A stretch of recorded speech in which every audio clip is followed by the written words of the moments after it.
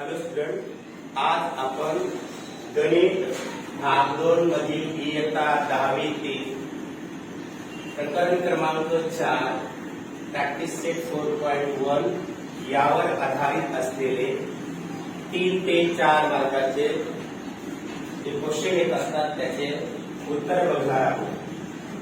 आता सुरुवात करताना सराव संच 4.1 मध्ये हे जे दुसरं एक्झाम्पल आहे.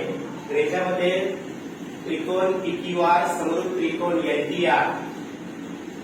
समरूप म्हणजे लहान मोठे त्रिकोण, आकाराने सारखे आणि मापांनी मोठे, लहान मोठे.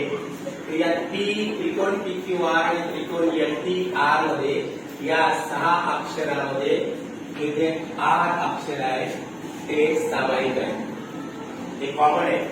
म्हणून याची रफ डायग्राम काढायला एक उसूल.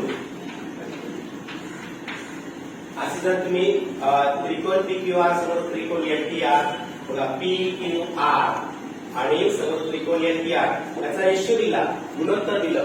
PQ/LT = 3/4.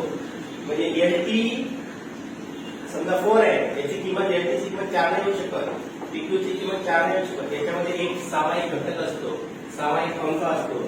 याचा अर्थ LTR हा मोठा आहे आणि PQR हा लहान त्रिकोण आहे, ज्याचं R हे अक्षर सामायिक आहे.